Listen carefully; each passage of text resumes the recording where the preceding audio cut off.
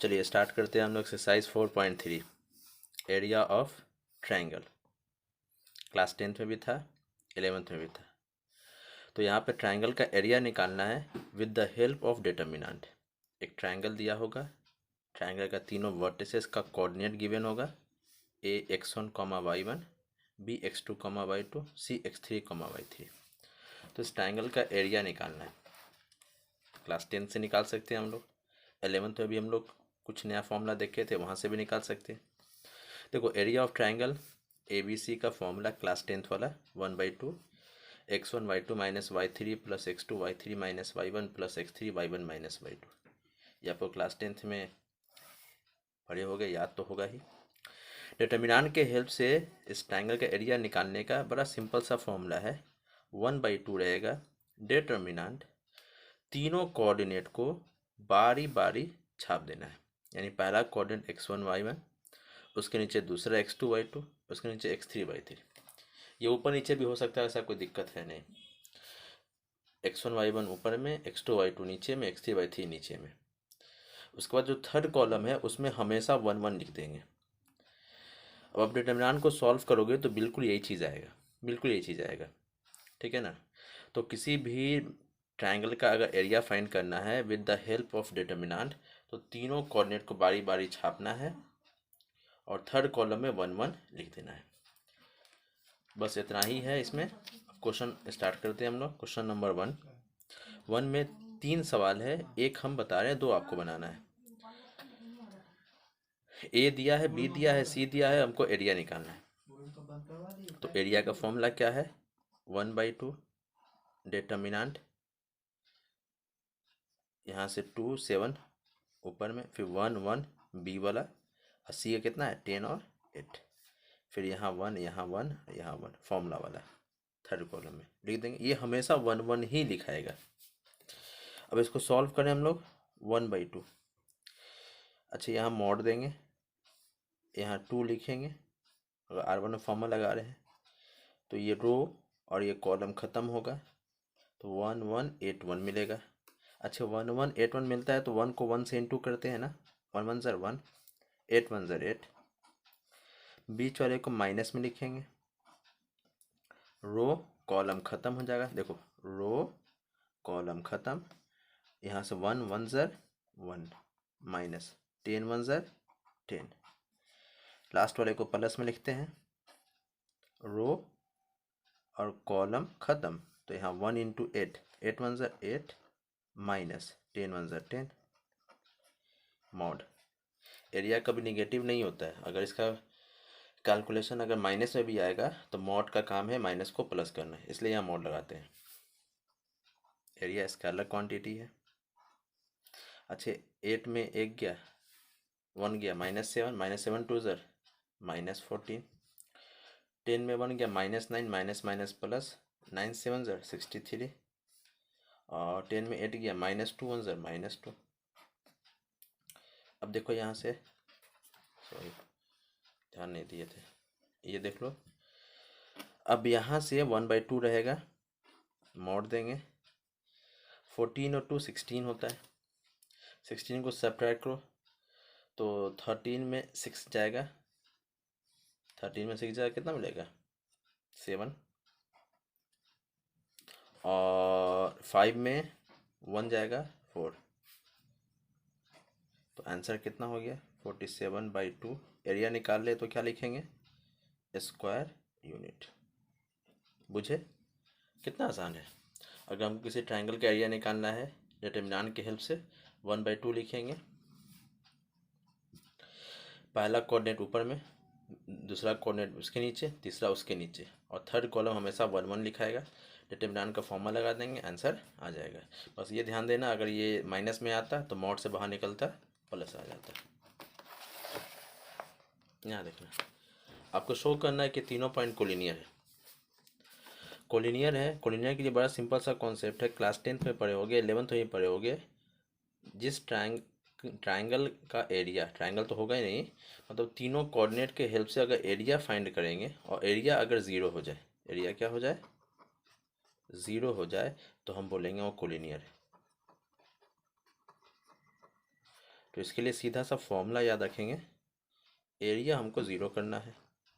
तो एरिया निकालने का फॉर्मूला क्या था, पहला कोऑर्डिनेट ए और बी प्लस सी है, x1 y1, ये x2 y2 है तो x2 y2, ये x3 y3 है तो x3 y3, और हमेशा यहाँ 1 1 1 लगाएंगे।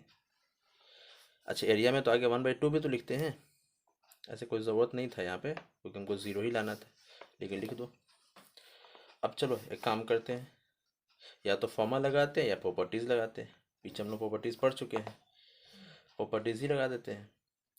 तो C1 में C2 जोड़ देते हैं, देखो क्या मिलेगा, 1/2 a प्लस बी प्लस सी।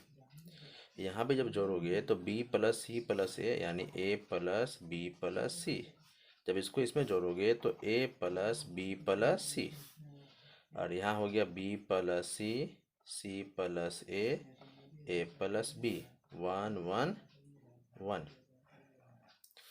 अच्छा C1 में तीनों जगह सेम नंबर सेम चीज़ आ गया तो कॉमन निकाल लेंगे, देखेंगे टेक कॉमन, क्या कॉमन लेंगे, a plus B plus C, किससे लेंगे तो फ्रॉम C1। चलिए 1/2 a plus B plus C common निकाल लेते हैं। अब यहाँ 1 1 1, यहाँ b प्लस सी, यहाँ c प्लस ए और यहाँ a प्लस बी। अच्छा यहाँ 1 1 1। प्रॉपर्टीज़ में क्या पढ़े थे, किसी भी डिटर्मिनेंट में कोई भी दो कॉलम सेम हो जाए आंसर ज़ीरो होता है डिटर्मिनेंट का। तो यहाँ आगे में जो था उसको छोड़ देंगे। अब कोई भी चीज़ अगर ज़ीरो से मल्टीप्लाई करेगा तो आंसर क्या देगा, ज़ीरो। और जिसका एरिया ज़ीरो हो जाए उसको क्या बोलते हैं, कोलिनियर। तो एरिया क्या हो गया मेरा, ज़ीरो आ गया, लिखेंगे so points A B and C are collinear. ठीक है, आसान था ये क्वेश्चन। चलिए क्वेश्चन नंबर 3 की बात करते हैं। मेरा सिंपल सवाल है, फाइंड द वैल्यू ऑफ के का वैल्यू निकालना है कब, जब एरिया दिया हुआ है 4 स्क्वायर यूनिट, यानी एरिया गिवन है, के निकालना है। जरा कोऑर्डिनेट गौर से देखो, कोऑर्डिनेट में साफ साफ दिख रहा है ये दोनों पॉइंट अवेलेबल है, इसमें एक जगह के लिखा हुआ है, तो के का वैल्यू क्या होगा। तो यहाँ पे एरिया हमारा दिया हुआ है 4 स्क्वायर यूनिट। ठीक है, एरिया का फॉर्मूला क्या पढ़े थे हम लोग, 1/2 डिटर्मिनेंट, पहला कोऑर्डिनेट के 0, दूसरा 4 0, और यहाँ से 0 2, और यहाँ 1 1 1 हमेशा रहेगा बराबर 4। एक बात याद रखना, अभी थोड़ा देर पहले ही समझा रहे थे कि एरिया स्केलर क्वांटिटी है, हमेशा प्लस में होता है। और जब भी फॉर्मूला लगाते हैं, यहाँ पे देखो, यहाँ समझाए थे ना, जब भी फॉर्मूला लगाते हैं तो मॉड लगाते हैं, क्योंकि डिटर्मिनेंट का आंसर माइनस में भी आ सकता है। तो अगर माइनस आया तब भी मॉड से बाहर निकल के क्या हो जाएगा, प्लस हो जाएगा। यानी कि डिटर्मिनेंट का आंसर प्लस में भी पॉसिबल है और माइनस में भी पॉसिबल है, लेकिन एरिया हमेशा प्लस में ही होता है।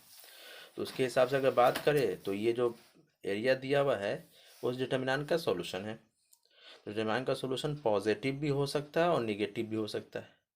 यानी अगर ये -4 भी आया होगा तो मॉड से निकल कर +4 दिया होगा, और +4 आया होगा तब भी +4 ही दिया होगा। तो सीधे तौर पे अगर बात करेंगे हम लोग को, ऐसा क्वेश्चन जब भी आपको बनाने को मिलेगा, एरिया अगर दिया रहेगा तो आप एरिया को हमेशा प्लस माइनस में लिखोगे। क्या है, क्योंकि अगर ये -4 भी हुआ होगा डिटर्मिनेंट का आंसर तो एरिया के केस में प्लस में लिखे होंगे, और प्लस में होगा तो प्लस में रहेगा ही रहेगा। समझे, जब भी सवाल बनाएंगे तो एरिया को हमेशा प्लस माइनस में लिखेंगे। अच्छा 2 को उधर फेंक दो, तो के 0 1 4 0 1 और 0 2 1 डिटर्मिनेंट, यह हो जाएगा प्लस माइनस। एरिया जब भी देगा प्लस माइनस में लिखेंगे। अब यहाँ सॉल्व करते हैं। अच्छा फॉर्मूला हम C2 में लगाते हैं क्योंकि 2 0 यहाँ अवेलेबल है, जिस रो या कॉलम में मैक्सिमम ज़ीरो हो फॉर्मूला उसी में लगाया जाता है। अच्छा, फॉर्मूला के हिसाब से बात करेंगे तो ये प्लस, ये वाला माइनस में होगा तो -2। इसके लिए रो और ये कॉलम ख़त्म, K141 बराबर ±8। एक सेकेंड, -2 है, K1 ज़ा K -4 बराबर +-8 -2 के +8 बराबर +-8 -2 के +8 बराबर, एक बार +8 ले लेंगे, -2 के +8 एक बार -8 ले लेंगे। अच्छा, -2 के 8 में 8 गया 0, के का वैल्यू 0 हो गया। -2 के -8 -8 -16, के का वैल्यू 8 हो गया। ठीक है, बात समझे।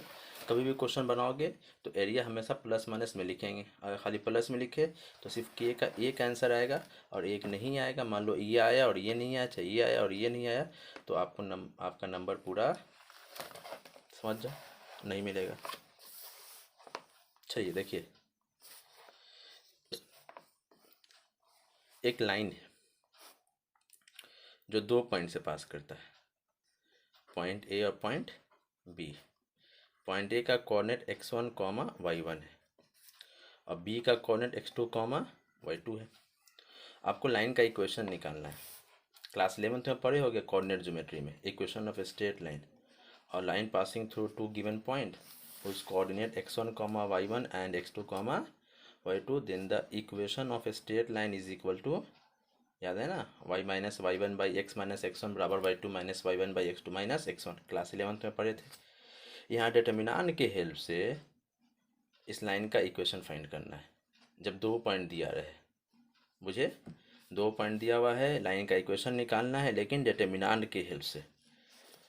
तो देखना बड़ा सिंपल है, डिटर्मिनेंट बनाएंगे।